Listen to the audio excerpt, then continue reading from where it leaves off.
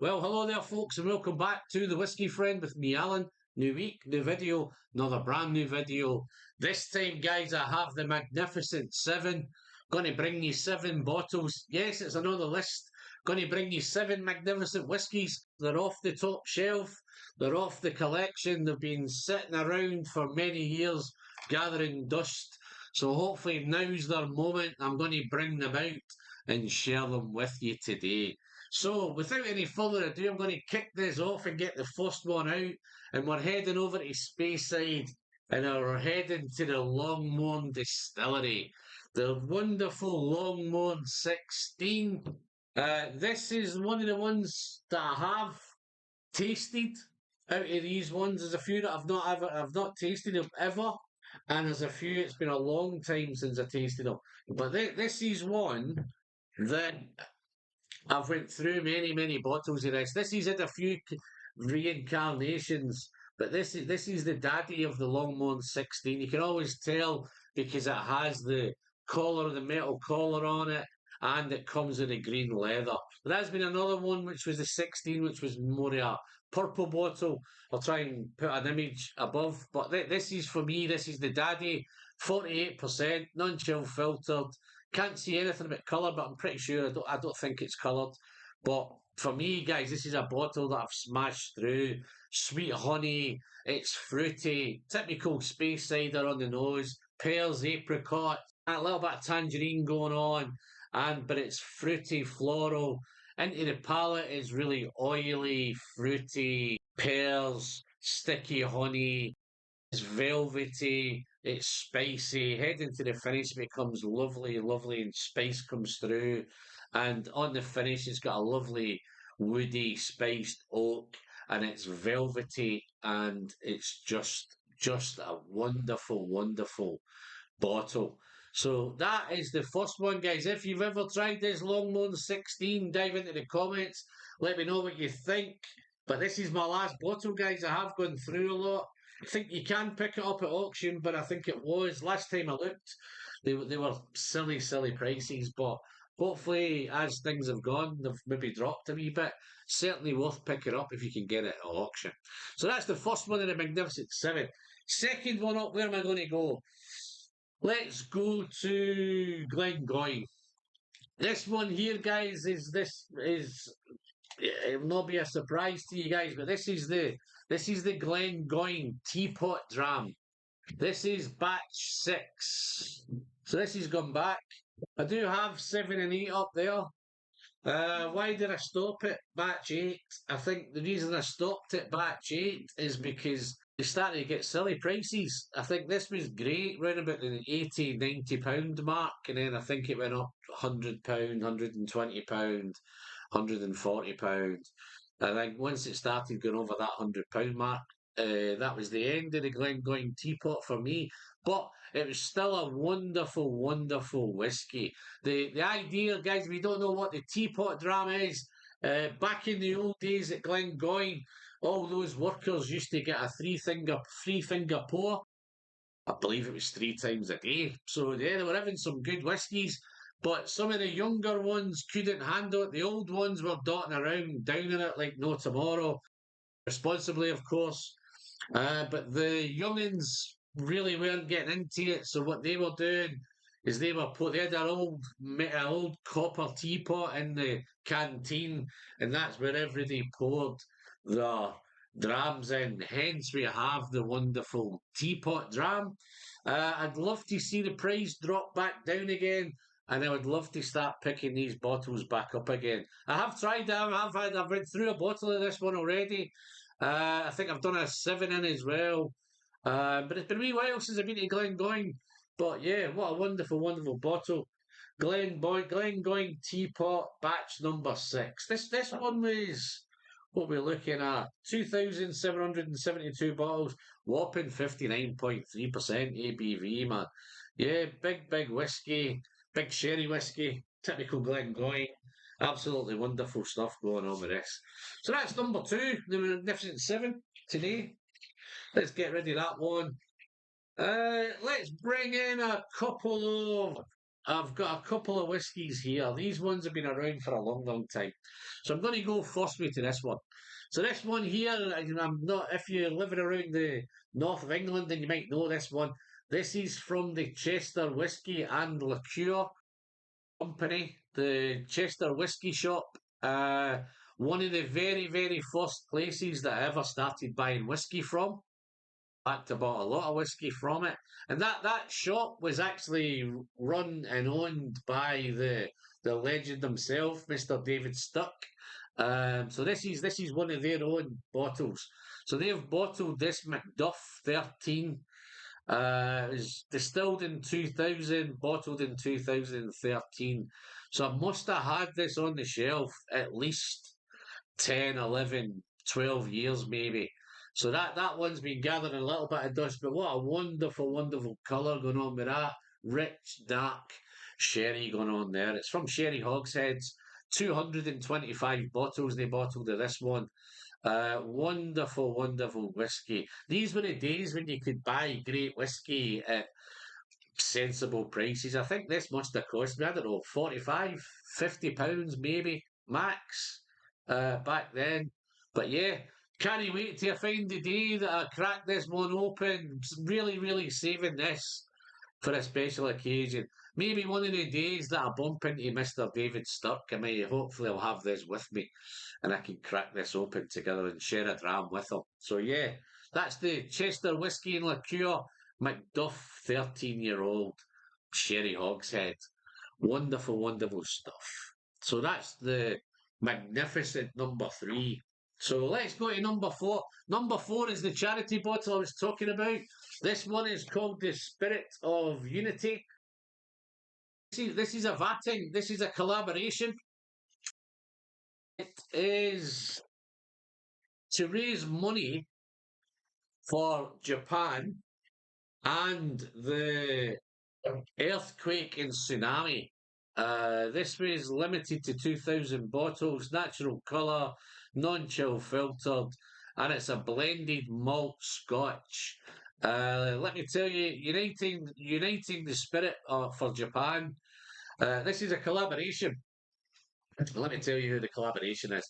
The collaboration is with the good people at Arran Distillery, Ben Riach, Bladnoch, Glendronach, Kilhoman, Kilkerran, and Springbank. So J.A. Mitchell. So the special thanks to Isle of Arran Distillers, J.A. Mitchell, Ben Riach Distillery, Kilhoman Distillery, Bladnoch Distillery.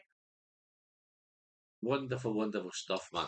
So this was all put together. It's got casks and all that on here. It was cask 2011 from Arran. I won't go through all those casks, but yeah, they were especially vatted together. I think it was, believe it or I may be not mistaken, but I think it was Mr. James McTaggart who blended them together or vatted them together to create this beautiful, beautiful Spirit of Unity bottle. Again, it's wonderful. It's been around. I think this one, I must have had this on the shelf at least, I don't know, 15 years maybe.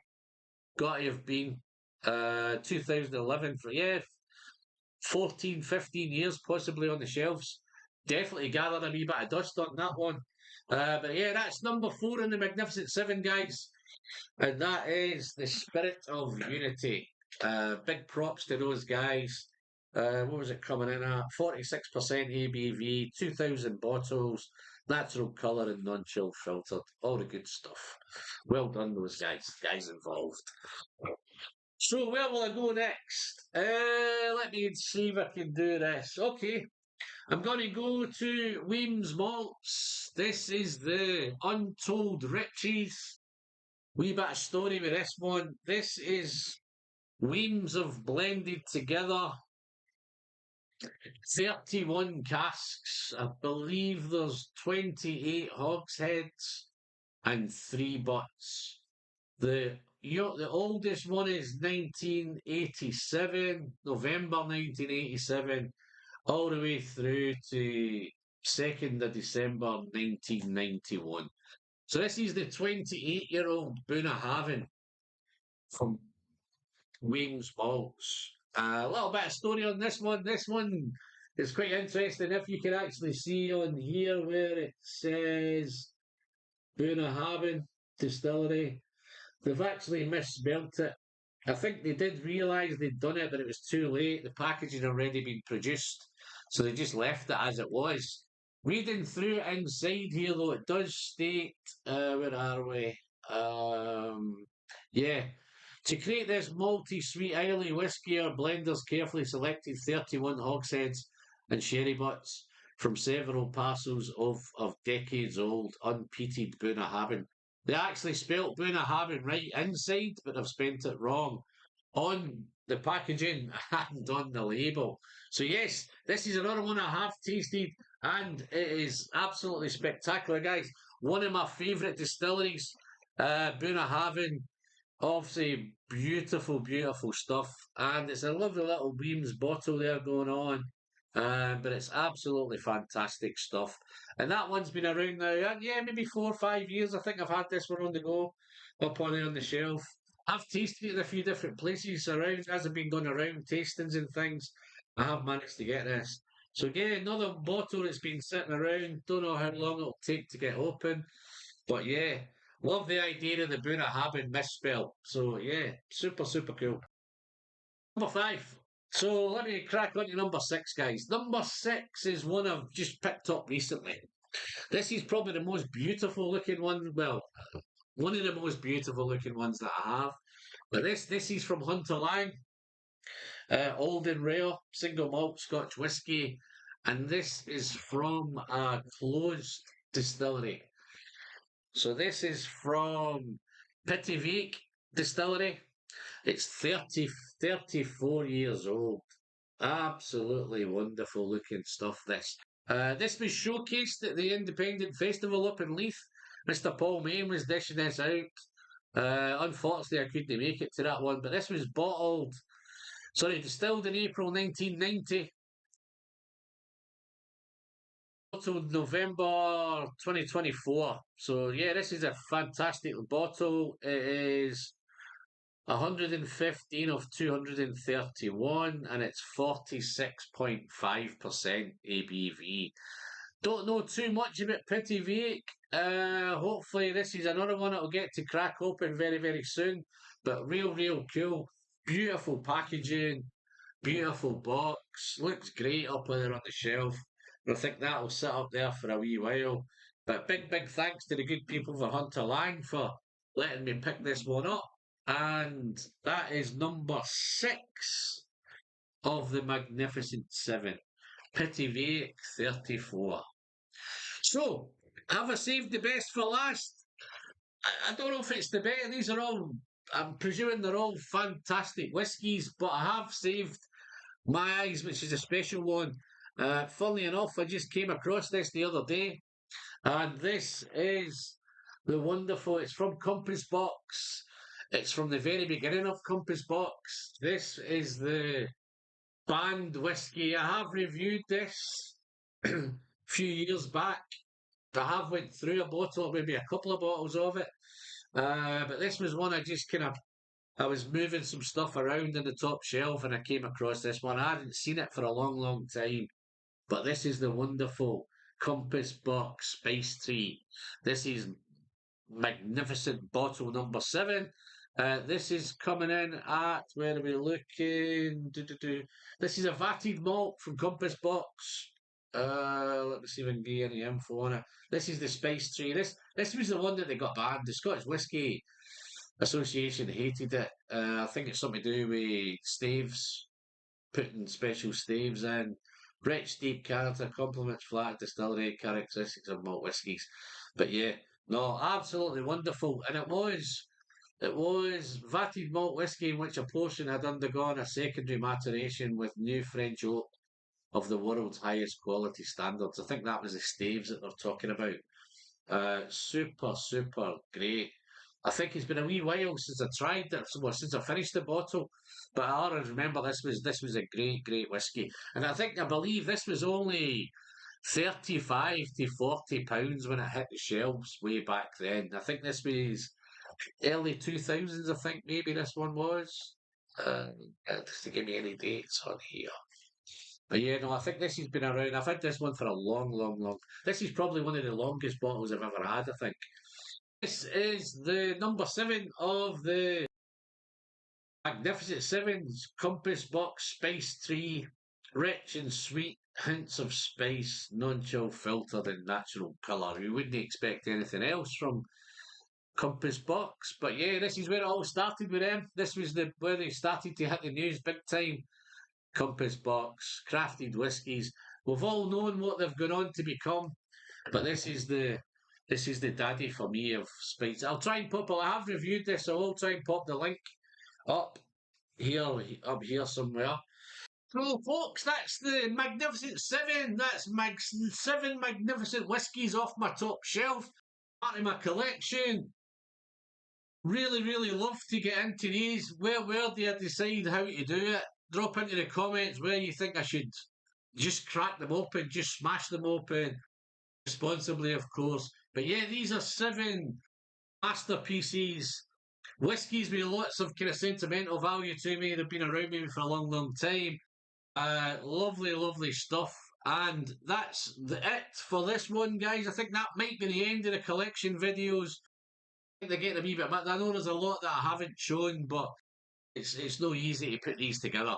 So, guys, that's it for this one, guys. If you've liked it, you know what to do. Give me a thumbs up. Don't forget to smash that subscribe button down below. And Patreon, big thanks to my Patreon supporters. Memberships are available, guys. If you want to become a channel member, just click the links down below. But other than that, I'm Alan. I'm the Whiskey Friend. And until next time, don't forget to send some great whiskey straight down the hatch. This one I have in my glass here is probably going to be my next review, guys. I'm doing my first ever Glasgow 1770 review. And this is the Syrah red wine cask. So this could be the next one up, guys. But until next time, see you soon.